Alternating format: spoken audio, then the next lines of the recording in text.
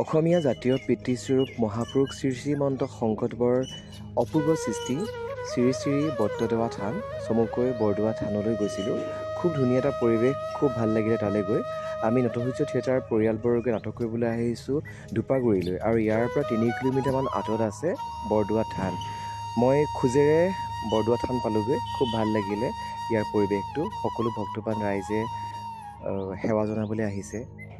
গুৰুজনাৰ জন্মস্থান বৰদোৱা, আৰু ইয়াতে তেখেতে শৈশৱ আৰু কৈশোৰকাল পাৰ কৰিছিল। বৰদোৱা থান মহাপুৰুষজনাই আৰম্ভ কৰা সৰ্বপ্ৰথম থান, আৰু ইয়াত তেখেতে আৰম্ভ কৰিছিল এক শৰণ নাম ধৰ্ম। প্ৰতিদিনে ইয়ালৈ যথেষ্ট ভক্তপ্ৰাণ ৰাইজৰ সমাগম ঘটে। বহুত ভাল লাগিছিল সকলোকে ইয়াত দেখা পায়। এয়া নামঘৰটোৰ বাহিৰৰ কিছু অংশ, আৰু এইফালে নামঘৰটোৰ ভিতৰলৈ সোমাই যোৱা প্ৰৱেশদ্বাৰ।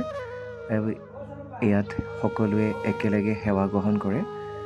বৰ ধুনীয়া এটা পৰিৱেশ, দেখিলে বহুত ভাল লাগি যায়। মনটো পবিত্ৰ আৰু শান্তি বিৰাজমান কৰে। ৰাইজৰ লগতে আমিও সেৱা গ্ৰহণ কৰিছিলোঁ। ৰাতিপুৱাৰ নাম কীৰ্তনৰ পিছত প্ৰসাদ বিতৰণৰ ব্যৱস্থা কৰা হৈছিল, আৰু সকলো ভক্তপ্ৰাণ ৰাইজে প্ৰসাদ গ্ৰহণ কৰি আছিল। খুব এটা ধুনীয়া পৰিৱেশ, আৰু দেখিবলৈ খুব ধুনীয়া লাগিছিল। নৈবেদ্যৰ আন এটা স্থান আছে, য'ত আমি ধূপ, চাকি, বন্তি জ্বলাবৰ কাৰণে এটা নিৰ্দিষ্ট গৃহত আমি চাকি বন্তি জমা দিব লাগে, আৰু কোনোবাই যদি শৰাই আগবঢ়াব বিচাৰে তেওঁলোকেও ইয়াতে মাহ প্ৰসাদ জমা দিব লাগে, আৰু এটা কুপন তেওঁলোকক দিয়া হয়। যেতিয়া নাম কীৰ্তন শেষ হয় তাৰপিছত সেই কুপনটো দেখুৱাই মাহ প্ৰসাদ সকলোৱে গ্ৰহণ কৰিব পাৰে।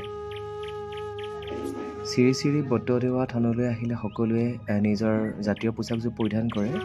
পুৰুষসকলে ধুতি চুৰিয়া আৰু মহিলাসকলে চাদৰ মেখেলা পৰিধান কৰি এই থানলৈ আহে। এই থানখনৰ সৌন্দৰ্যই সকলোকে আপ্লুত কৰে। খুব ধুনীয়া পৰিৱেশ।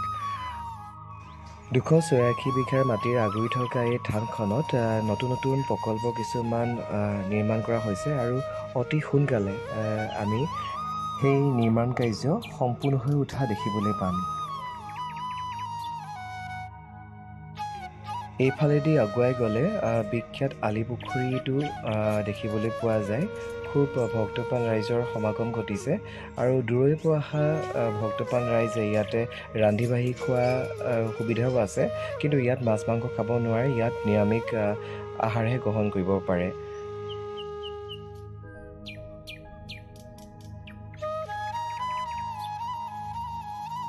খুব ধুনীয়া এটা পৰিৱেশ, দেখিলে মনটো একদম শান্তিৰে ভৰি পৰে। প্ৰাকৃতিক পৰিৱেশো খুব ধুনীয়া ইয়াতে। ইয়াৰ কাষতে যিবোৰ দূৰ দূৰণিৰ পৰা দৰ্শনাৰ্থী আহে তেওঁলোকৰ বাবে ইয়াতে ৰন্ধা বঢ়াৰ ব্যৱস্থা আছে। ইয়াতে সকলোৱে ধুনীয়াকৈ ৰান্ধি বাঢ়ি খাব পাৰে।